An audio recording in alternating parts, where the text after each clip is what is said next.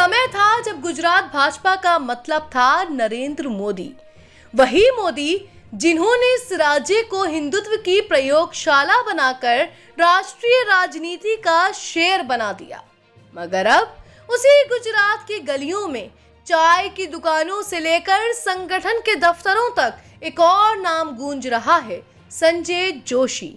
वो जोशी जो कभी मोदी के राजनीतिक सफर के साझेदार थे, फिर विरोधी बने और अब उन्हीं की जमीन पर दोबारा उठ खड़े हुए हैं। गुजरात भाजपा के अंदर कुछ हलचलें तेज हो गई हैं। पुराने कार्यकर्ता जो बैनरों से हटाए गए थे, अब फिर से पोस्टर चिपका रहे हैं, जोशी को लाओ, भाजपा बचाओ। और ये सब ऐसे वक्त में हो रहा है जब दिल्ली में भाजपा अध्यक्ष पद को लेकर घमासान मचा हुआ है। एक वरिष्ठ पत्रकार ने हाल ही में दावा किया कि उन्होंने गुजरात भाजपा के करीब 2 दर्जन जिलों के कार्यकर्ताओं से बात की और एक बात कॉमन थी, अब बहुत हुआ, हमें संगठन का आदमी चाहिए, ना कि सत्ता का भक्त। सवाल है, क्या गुजरात जो कभी मोदी का अबेदन किला था, अब जोशी के नाम की जय घोष कर रहा है? गुजरात में जोशी मोदी की शुरुआत दोस्त से विरोधी। साल था 1988। गुजरात भाजपा एक नवजात संगठन था। काडर बेस तो था, लेकिन नेतृत्व की कमी थी। वहीं पर 2 चेहरे उभरे, नरेंद्र मोदी और संजय जोशी। एक की पहचान प्रचारक से थी तो दूसरे की छवि संगठनकर्ता की। दोनों ने मिलकर भाजपा को गांव-गांव तक पहुंचाया। 1990 का दशक गुजरते गुजरते भाजपा गुजरात में सत्ता के करीब पहुंच चुकी थी और यहीं से शुरू हुई खींचतान। मोदी एक करिश्माई वक्ता थे, लेकिन संगठन पर जोशी की पकड़ थी। 1995 में जब शंकर सिंह वाघेला ने बगावत की तो जोशी ने संगठन को बचाया, लेकिन मोदी को दिल्ली भेजा गया। वहीं से दरार गहरी होनी शुरू हुई। 2001 में जब मोदी को केशुभाई पटेल की जगह मुख्यमंत्री बनाया गया तो जोशी को नजरअंदाज किया गया। फिर 2005 में वो चर्चित सीडी कांड हुआ, जिससे जोशी का राजनीतिक जीवन लगभग समाप्त हो गया। लेकिन ये अंत नहीं था। जोशी हारे नहीं, वो खामोश रहे, पर अंदर ही अंदर कार्यकर्ताओं का भरोसा जीतते रहे। सीडी कांड और जोशी का बहिष्कार। 2005 में भाजपा की राष्ट्रीय कार्यकारिणी की बैठक से पहले एक कथित सीडी सामने आती है, जिसमें संजय जोशी को बदनाम करने की कोशिश की जाती है। भाजपा ने बिना किसी जांच के जोशी से इस्तीफा ले लिया। बाद में ये साबित हुआ कि वो सीडी फर्जी थी, लेकिन जोशी को वापसी का मौका नहीं मिला। कहा जाता है कि नरेंद्र मोदी ने साफ तौर पर पार्टी नेतृत्व से कहा था, जोशी रहेंगे तो मैं नहीं रहूंगा। ये वो दौर था जब मोदी भाजपा पर अपना पूर्ण नियंत्रण चाहते थे। गुजरात में हर उस व्यक्ति को किनारे लगाया गया जो जोशी समर्थक था। जोशी दिल्ली में भी हाशिए पर चले गए, लेकिन आरएसएस के अंदर अब भी उनकी पकड़ बनी रही। कई प्रचारक आज भी जोशी को सच्चा संगठन का आदमी मानते हैं। गुजरात भाजपा की बदलती नब्ज। 2024 के लोकसभा चुनावों के बाद गुजरात भाजपा के अंदर कुछ बदलने लगा। कार्यकर्ताओं में असंतोष था, स्थानीय नेताओं की उपेक्षा, टिकट वितरण में हाई कमान की दखल और जमीनी कार्यकर्ताओं को नजरअंदाज करना। फिर आया वो लम्हा जब कुछ पुराने कार्यकर्ता खुले मंच से बोले, अब हमें नेता नहीं, मार्गदर्शक चाहिए। और यहीं से जोशी का नाम फिर से जुबानों पर आया। अहमदाबाद, सूरत, राजकोट और वडोदरा जैसे शहरों में पोस्टर लगे, जोशी आएंगे, भाजपा बचेगी। बूथ स्तर से लेकर जिला इकाइयों तक कई जगह जोशी समर्थकों की मीटिंग होने लगी। मोदी को तो पहले से ही जानकारी थी कि आरएसएस के अंदर एक वर्ग जोशी की वापसी के लिए माहौल बना रहा है, लेकिन जब गुजरात से ये स्वर उठा तो ये संकेत गंभीर थे। पत्रकारों की रिपोर्ट, जमीन से उठती आवाज। एक प्रमुख पत्रकार ने एक विशेष रिपोर्ट में बताया कि उन्होंने गुजरात के 12 जिलों का दौरा किया, भाजपा के पुराने कार्यकर्ताओं से बात की और उनके अनुसार मोदी जी अब बहुत बड़े हो गए हैं, वो हम तक पहुंचते ही नहीं। जोशी जी आते थे, घर बैठकर चर्चा करते थे। दूसरे कार्यकर्ता ने कहा, भाजपा अब कंपनी बन गई है, हमें फिर से संगठन चाहिए। जोशी वैसा ही संगठन खड़ा कर सकते हैं। ये बातें सिर्फ आक्रोश नहीं बल्कि भावनात्मक जुड़ाव का इशारा थी। और जब जमीनी स्तर पर यह भावना फैलती है तो शीर्ष नेतृत्व को सोचना पड़ता है। आरएसएस की भूमिका और जोशी की वापसी की रणनीति। मोदी और शाह के राजनीतिक बुलंदी के वर्षों में आरएसएस एक तरह से साइलेंट मोड पर रहा, लेकिन 2024 के बाद के राजनीतिक परिदृश्य में आरएसएस फिर से सक्रिय हो गया है। मोहन भागवत ने 2025 में पहली बार प्रधानमंत्री निवास जाकर मुलाकात की। इससे पहले मोदी खुद नागपुर आरएसएस मुख्यालय पहुंचे थे।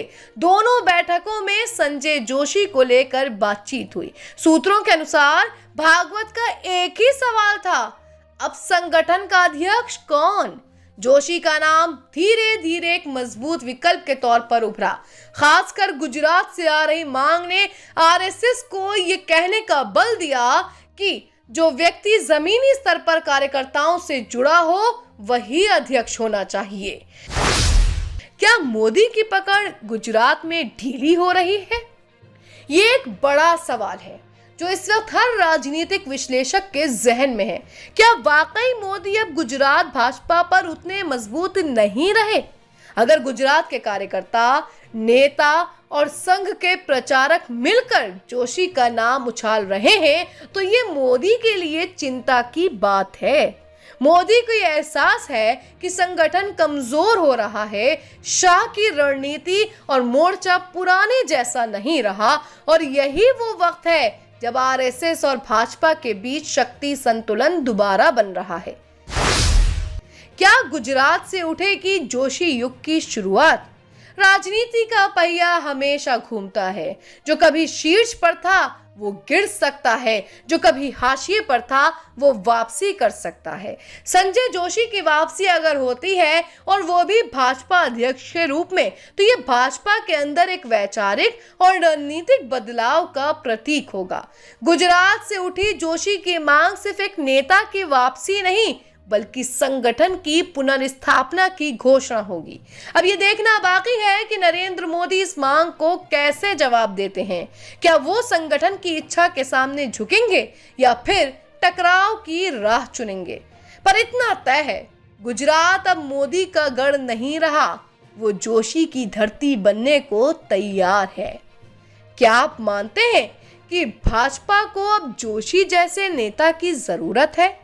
क्या मोदी और जोशी के बीच टकराव भाजपा को दो धड़ों में बांट देगा?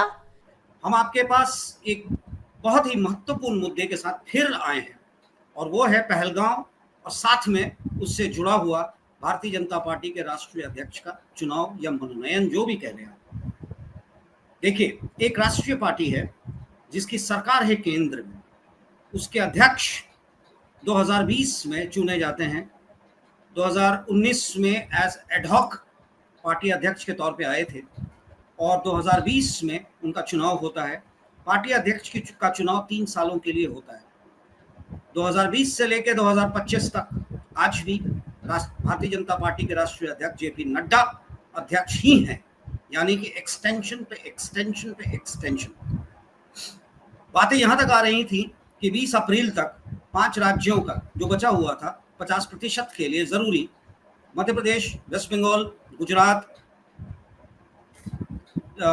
2 और स्टेट हैं, ये 5 राज्यों का प्रदेश अध्यक्ष का मनोनयन यानी चुनाव हो जाएगा। उसके बाद राष्ट्रीय अध्यक्ष चुने जाएंगे और उनका नाम की घोषणा होगी। अप्रैल एंड तक कहा गया था शुरू में, फिर बातें आई कि मई तक ये चुनाव हो जाएगा। अब ये बातें सूत्रों के द्वारा आ रहा है कि मई में भी नहीं होगा, ये चुनाव टल गया।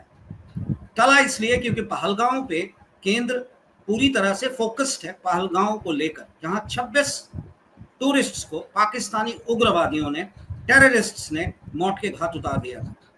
कैसे घुसे, किसकी चूक थी, और क्या सरकार का एक्शन है अगेंस्ट पाकिस्तान जो कि टेरर स्पॉन्सर कर रहा है कश्मीर में या देश के दूसरे कोनों में। आज की तारीख में हमारे तरफ से कुछ कार्रवाई की गई हैं और बॉर्डर पे या कश्मीर में एक्शन लिए जा रहे हैं, पर इन सारे एक्शंस के मद्देनजर ये देखा जाए तो भारतीय जनता पार्टी के राष्ट्रीय अध्यक्ष का चुनाव टल गया।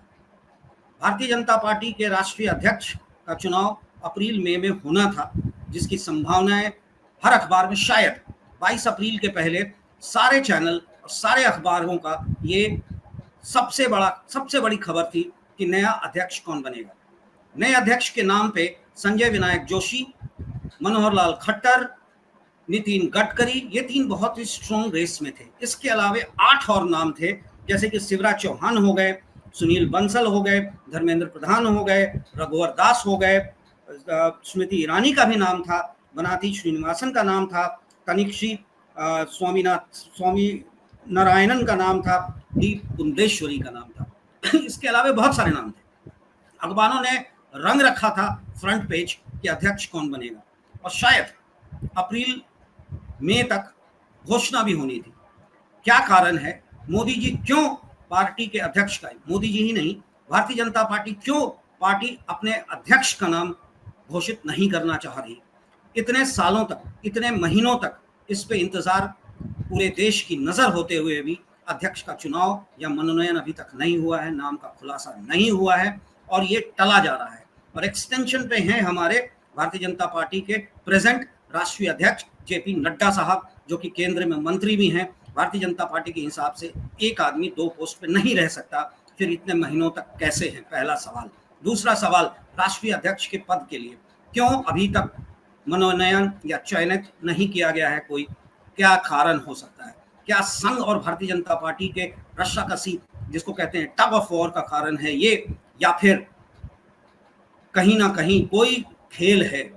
और पहलगांव का इशू सामने आ गया तो फर्दर डिले होना लाजमी है, वाजिब है एक तरह से कहा जाए तो। पहला देश फिर पार्टी की बात आती है, चलिए ठीक है, पर इतने दिनों तक कोई भी ऐसा इशू नहीं था। सडनली एक इशू आता है और फिर फर्दर एक्सटेंशन दिए जाने की संभावनाएं है जेपी नड्डा साहब को, राष्ट्रीय अध्यक्ष भारतीय जनता पार्टी को। शायद ये हिस्ट्री होगा, शायद इतिहास भारतीय जनता पार्टी लिखने जा रही है एक राष्ट्रीय अध्यक्ष के एक्सटेंशन को लेकर। हम चलते हैं अपने वरिष्ठ पत्रकार प्रशांत शरण जी के पास, उन्हीं से पूछते हैं कि ये कहाँ तक इम्पैक्ट डालेगा आने वाले चुनावों में, बिहार में, आपके बंगाल में या साउथ के कुछ स्टेट्स में। क्यों अध्यक्ष का मनोनयन या चुनाव नहीं हो पा रहा है? क्या पहलगांव को लेकर ये डिले राष्ट्रीय पार्टी के लिए कितना उचित है? जी प्रशांत जी। पार्टी अध्यक्ष के चुनाव में आप देख रहे होंगे कि पहली बार संघ परिवार का सीधा हस्तक्षेप है। ये फर्स्ट टाइम जब प्रधानमंत्री मोदी नागपुर पहुंचे तो इससे ये साफ है कि संघ परिवार अब धीरे धीरे पार्टी पर दबाव बनाता जा रहा है। इस कारण से पार्टी अध्यक्ष का चुनाव हो नहीं पा रहा है।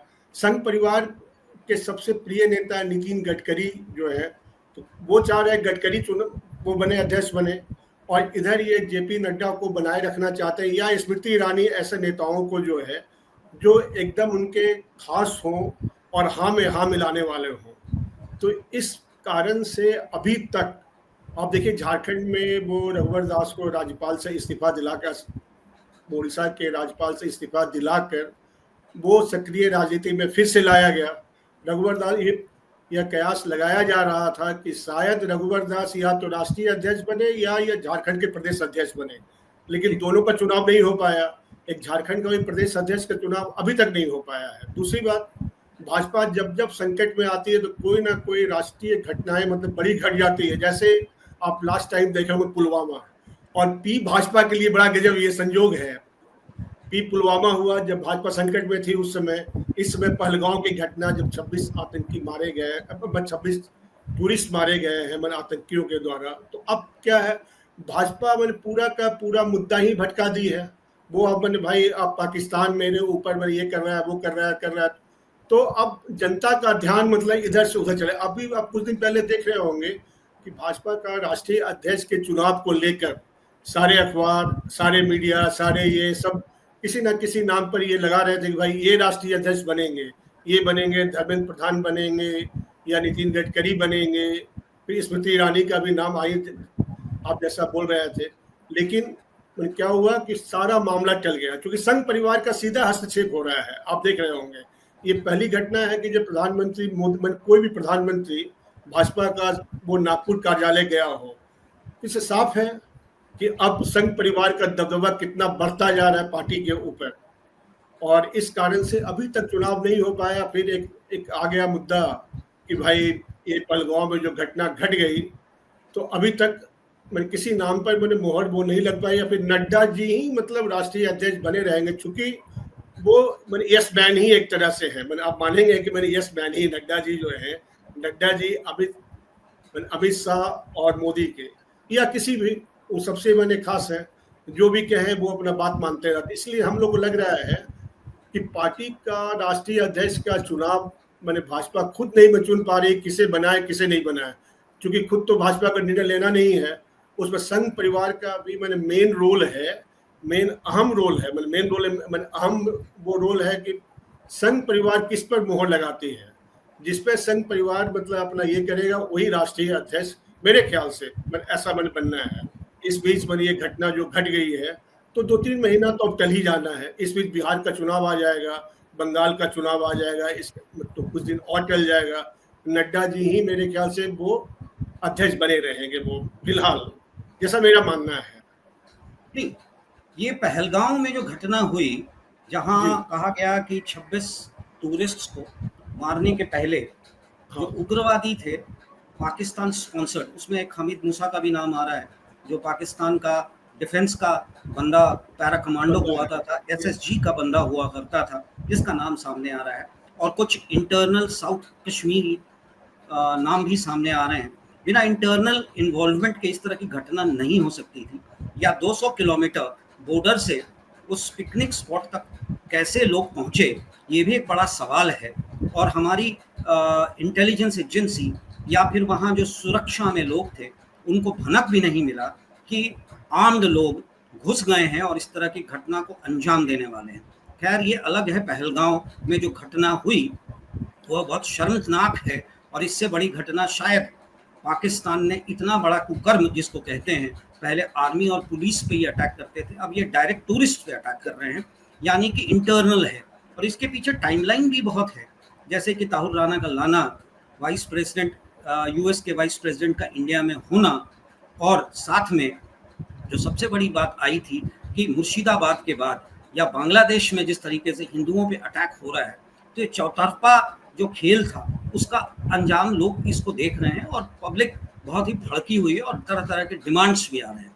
और शायद भारतीय जनता पार्टी के लिए एक अच्छा ये प्लेटफॉर्म बन गया, जिसपे कि उन्होंने अपने राष्ट्रीय अध्यक्ष के पद के चुनाव को डेफर कर दिया, क्योंकि आज की तारीख में कोई नहीं पूछेगा कि राष्ट्रीय अध्यक्ष का आप चुनाव क्यों नहीं करवा रहे, क्योंकि सबसे पहले देश आता है, देश हित आता है, और पाकिस्तान की बात जब आती है तो सारे मुद्दे गौण हो जाते हैं। शायद आपने सही कहा कि ये संयोग ही है कि इस तरह की चीजें हो जाती हैं जब संघ और भारतीय जनता पार्टी के बीच में रस्साकसी होता है एक चुनाव और एक अध्यक्ष पद को लेकर।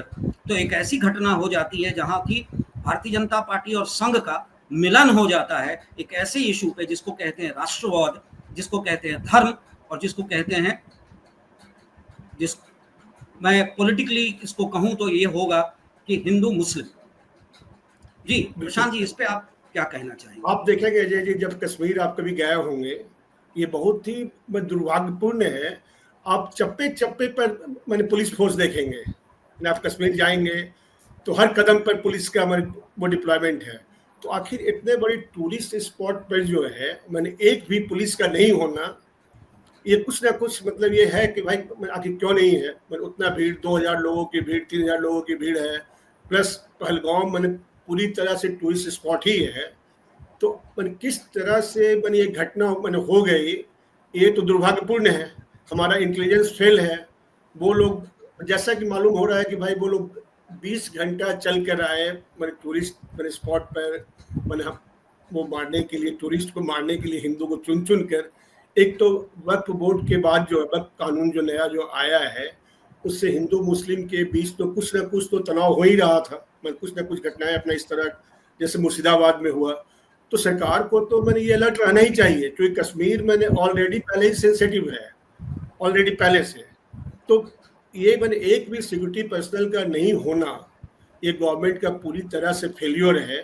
या तो हम लोग समझेंगे कि भाई सरकार जो है कुछ ना कुछ ऐसी घटनाएं घट जाती है जिससे सबका ध्यान मतलब अपना भटक जाए।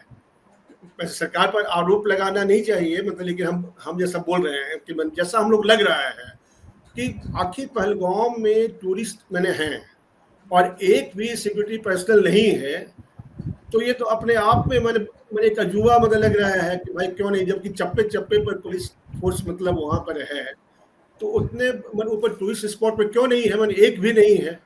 और आतंकी आते हैं फिर आराम से पूछ कर अपना वो मार के चले जाते हैं और लगभग आधे घंटे तक मतलब ये घटना होती रही, लेकिन कोई भी मतलब वो वहाँ पर नहीं आया। तो इससे स्पष्ट है कि मतलब या तो मेरा इंटेलिजेंस फेल है या मैंने गवर्नमेंट की लापरवाही है या ये है, या फिर मैंने हिंदू मुस्लिम का मैंने एक तरह से ध्यान भटकाने का अपना ये। और भाजपा का चुनाव अभी राष्ट्रीय अध्यक्ष का तो मुद्दा बना ही हुआ है कि अभी तक राष्ट्रीय अध्यक्ष बनी देश की सबसे बड़ी पार्टी है, वो अपना अध्यक्ष नहीं चुन पा रही है। ये आप विपक्षी दल भी मतलब इसको भाजपा को निशाने पर लिए हुए हैं कि भाई भाजपा वो सरकार चला रही है, चला रही है, वो चला रही है, लेकिन एक अपना अध्यक्ष नहीं चुन पा रही है। आखिर क्यों नहीं चुन पा रहे हैं अध्यक्ष? कुछ ना कुछ तो कारण है। पहले तो इस तरह का नहीं होता था, लेकिन इस बार आप 2-3 साल से देख रहे होंगे कि संघ परिवार का अचानक जो है वो पार्टी के ऊपर दबाव बढ़ा है। अभी आप देख रहे होंगे, इस कारण आप ये भी देखे होंगे कि हमारे प्रधानमंत्री मोदी जी मतलब वो नागपुर गए, वो संघ परिवार के लोगों से मिले, तो इससे साफ है कि संघ परिवार और भाजपा के बीच जो है एक टकराव है। और जब तक संघ परिवार नहीं चाहेगा कि मैंने इन्हें राष्ट्रीय अध्यक्ष बनाना है, तब तक भाजपा के लिए मजबूरी है, मतलब बड़ी मजबूरी है भाजपा के लिए। वो संघ परिवार की सहमति के बगैर अब जो है वो राष्ट्रीय अध्यक्ष के पद पर किसी को बिठाना उसके लिए मुश्किल है। तो अब एक ये घटना घट गई है तो भाजपा के लिए और आसान हो गया है कि चलो 2-3 महीना कम से कम, अभी चूंकि आप कभी पाकिस्तान पर अटैक करना है, कभी ये करना है, कभी वो करना है, तो ये मैंने अपना वो रणनीति बन रही है। तो हम लोग को लग रहा है कि नहीं भाई पहले तो हमारा देश है, उसके बाद ही मतलब कोई पार्टी है। तो पाकिस्तान मेरे साथ ऐसा किया तो पाकिस्तान को भी सबक सिखाना चाहिए। इसको तो भाजपा को भी समय मिल गया है, 2-3 महीने की समय, अपना 3 महीना तो कम से कम, इसमें 2-3 स्टेट का चुनाव जब हो जाएगा तो 6 महीना और फिर नड्डा साहब फिर 1 साल और रह जाएंगे। फिर ये हम मतलब नहीं, सही बात मतलब ये है। नहीं, एक बात और हम जानना चाहेंगे कि नरेंद्र भाई मोदी जी प्रधानमंत्री हमारे, वो तो संघी हैं, संघ से उनका जुड़ाव बहुत पुराना है, संघ से जुड़ाव उनका बहुत पुराना है। गुजरात के मुख्यमंत्री भी संघ के एक बहुत बड़ा संघ महत्वपूर्ण रोल प्ले किया था उनको गुजरात के मुख्यमंत्री बनाने में। फिर जब गोवा में 2014 के लिए भारतीय जनता पार्टी के चेहरे की बात आई कि किस चेहरे पे हम चुनाव लड़ेंगे, उस समय आडवाणी जी सामने थे और संघ का प्रेशर था कि मोदी जी फेस हो भारतीय जनता पार्टी के 2014 के लिए, यानी कि संघ ने पूरी तरह से उनको समर्थन दिया और संघ और उनके बीच बहुत ही मधुर संबंध रहा। सडन चेंज क्यों हुआ, या फिर कोई और शख्स है जो इस पूरे रस्साकसी और टग ऑफ वॉर या दोनों के बीच के डिफरेंसेस का कारण है? वो कौन हो? साफ जाहिर है, ये आप भी जानते हैं, मोदी जी प्रधानमंत्री हैं, चेहरा है, लेकिन कौन कंट्रोल कर रहा है पार्टी को ये सर्वविदित है, वो सब जानता है। और बिना उनके सहमति के संघ परिवार अगर कहते तो मोदी तो मान जाते, लेकिन एक और शख्स भाजपा में ऐसा है कि वो पार्टी को अपनी उंगलियों पर नचाते हैं, चाहे वो मोदी हो चाहे ये हो। तो बस ये टकराव है। तो वो चाहेंगे जब तक चाहेंगे वो कि नहीं मैंने इस आदमी को ही बैठा है और संघ परिवार चाहेंगे ये बैठाएं, तो मोदी और संघ परिवार के बीच कोई ज़्यादा ये नहीं है। लेकिन एक और नेता जो है, जो कि पूरे पार्टी को मैंने अपना वो चला रहा है, सब लोग वो जान ही रहे हैं कि पार्टी कौन चला रहा है, तो बस उनकी सहमति जो है वो संघ परिवार से उनका टकराव है, क्योंकि वो संघी वो है भी नहीं, वो संघ परिवार से आते भी नहीं हैं। मोदी तो संघ परिवार से शुरू से जुड़े हुए हैं, ये है उनका। लेकिन जब तक एक और नेता के साथ समन्वय नहीं बन जाता है संघ परिवार का, तब तक ये मुश्किल है कि पार्टी का राष्ट्रीय अध्यक्ष कौन बनता है। इसमें वो टकराव बनता रहेगा। और मोदी और वो तो चाहेंगे, मोहन भागवत जी चाहेंगे या उनकी वो संघ परिवार चाहेंगे कि ये बन जाए, लेकिन जब तक वो शख्स नहीं चाहेंगे तब तक, और उन्हीं के सहमति के बाद ही पार्टी का कोई राष्ट्रीय अध्यक्ष बन सकता है। क्योंकि राष्ट्रीय अध्यक्ष कोई भी हो, लेकिन सर्वे सर्वा पार्टी के वही है। तो जब तक उनकी सहमति नहीं, बात यहाँ तक आ गई थी, दो बड़े नाम संजय विनायक जोशी और नितिन गडकरी का जब नाम मीडिया में, जो मैं मीडिया की बात कर रहा हूँ, जिस तरह से मीडिया ने उसको प्रसारित किया, प्रोजेक्ट किया कि संजय विनायक जोशी का जब नाम आया, तो उन्होंने डायरेक्ट उसको इक्वेशन डाल दिया मोदी जी के साथ। गुजरात के रिलेशन में कुछ आपको भी याद है सारी कहानी, जिस समय वहाँ पर बातें चल रही थी गुजरात में, मोदी जी मुख्यमंत्री नहीं बने थे और पुराने मुख्यमंत्री रिजाइन कर चुके थे वहाँ, प्रदेश अध्यक्ष, और ये गए थे वहाँ संगठन देखने। तो सारी चीज़ें कैंपेन में भी बहुत एक्टिव जिन्होंने रोल प्ले किया था, जिनके एक समय पे मोदी जी के साथ बड़े अच्छे मधुर संबंध कहे गए थे, उसको मीडिया ने प्रोजेक्ट किया कि इन दोनों के बीच में इतना स्ट्रॉन्ग डिफरेंसेस है और मोदी जी उनको नहीं चाहते हैं कि वो अध्यक्ष बने। सच्चाई क्या है ये इंटरनल लोग जानते हैं जी। दूसरा नाम नितिन गडकरी। नितिन गडकरी के बारे में भी हमारी मीडिया, टेलीविजन पर्टिकुलरली, ने ऐसा प्ले किया कि अगर वो आ गए तो डिप्टी प्राइम मिनिस्टर या मोदी जी की जगह पे वो बैठ जाएंगे, और एक क्रिएट करने की कोशिश की गई, नितिन वर्सेस मोदी, संजय जोशी वर्सेस मोदी। जबकि मोदी जी का संघ के साथ उठना बैठना है, भले ही कम जाते हैं, बहुत कम गए हैं, पर बातचीत और विचारधारा, क्योंकि 370 देख लें, अयोध्या देख लें, ट्रिपल तलाक देख लें, जितने मुद्दों पे मोदी जी ने कार्य किया वो संघ के ही मुद्दे हुआ करते हैं। बिल्कुल आज भी पहलगांव में जिस तरह का एक्शंस लिया जा रहा है और जिस तरह का बयान आ रहा है, वो एक संघी का ही बयान है। तो ऐसे बयानों के बाद संघ और मोदी के बीच जो डिफरेंसेस को क्रिएट किया गया या प्रोजेक्ट करने की कोशिश की जा रही है, और उसके कारण राष्ट्रीय अध्यक्ष का पद एक्सटेंशन पे जा रहा है, तो आपने सही कहा कि कोई है उसके पीछे, सर्वविदित है, हम नाम ना लें उसका तो बेहतर है, पर हर कोई समझता है, हर कोई जानता है। तो ऐसे में भारतीय जनता पार्टी की स्थिति 2024 तो इन्होंने निकाल लिया, 2029 तक क्या होगा, क्योंकि आपस में आप अगर डिफरेंसेस रखेंगे तो विपक्ष को ही फायदा मिल रहा है, विपक्ष इसी पे खेल रहा है। और विपक्ष को एक समय आप कहते थे कि आप अध्यक्ष बनाते हैं परिवार से, अध्यक्ष उसी को बनाते हैं जो आपका यस मैन हो। आज तो यही बातें भारतीय जनता पार्टी के साथ भी लागू हो रही है, इस पे आपका क्या कहना है? भाजपा भी अब यस मैन को ही चाहता है। आप उत्तर प्रदेश का चुनाव देख लीजिए, लोकसभा का चुनाव, योगी मतलब क्या बताया कि हम जो टिकट जिसको देना चाह रहे थे वो उन नामों को लोग काट दिए, जिसके कारण यूपी में सबसे ज्यादा नुकसान हुआ भाजपा को। तो इस कारण से मतलब ये मेरे साफ है कि अब भाजपा में भी अब वो अनुशासित पार्टी अब नहीं है, अंदर अंदर बहुत टकराव है, और ईगो वो क्लैश जो है वो 2-3 नेताओं के बीच बहुत ज्यादा है। योगी को हटाने के लिए वो जी तोड़ कोशिश कर रहे थे कि योगी हट जाए, मौर्य मतलब बन जाए, वो सीएम बन जाए, लेकिन एक बार फिर मोदी के दबाव के कारण क्या योगी रह गए। लेकिन पार्टी के भीतर अंदरूनी कलह बहुत है, क्योंकि आप देखो वन मैन पार्टी ही मतलब ये है। कांग्रेस पर सब आरोप खुद लगाते हैं कि भाई वो परिवार की पार्टी है, लेकिन ये भी वन मैन पार्टी ही मतलब धीरे धीरे है। एक आदमी के आज्ञा के बिना किसी का मतलब कोई चलता नहीं है, कुछ भी। आप किसी को टिकट देना हो, किसी को वहाँ जाना हो, किसी को यहाँ जाना हो, जब तक एक आदमी का वो नहीं सहमति होगा तब तक नहीं हो सकता है। इसलिए संघ परिवार की बात तो अब छोड़ दीजिए, संघ परिवार तो क्या दबाव बनाए हुए हैं ही है, लेकिन जब तक वो उनकी सहमति नहीं होगी। अपने संघ परिवार चाह रहे हैं नितिन गडकरी को बनाए अपना अध्यक्ष पद पर बोला है। भाजपा को डर लग रहा है कि नितिन गडकरी अगर अध्यक्ष बन जाएंगे तो प्रधानमंत्री के रेस में भी आ जाएंगे, तो ये उन लोगों को पच नहीं पा रहा है। वो भी पार्टी जो है, ऐसा नहीं कैडर पार्टी अब नहीं रहा। पहले वो कैडर पार्टी था, जब वाजपेयी जी लोग थे, जब ये थे तो कैडर से अपना चुनाव होता था। आप देखिए ना, अभी मंडल का चुनाव नहीं हो पाया, ये चुनाव नहीं हो पाया, तो आप समझ सकते हैं कि किस तरह का यहाँ भी है। जिला अध्यक्ष का अपने नॉमिनेशन के आधार पर हो गया कि भाई ये जिला अध्यक्ष होंगे, ये होंगे, क्योंकि वो राष्ट्रीय अध्यक्ष का चुनाव कराना था। 50% जगहों का चुनाव हो जाना बहुत जरूरी था, तभी राष्ट्रीय अध्यक्ष।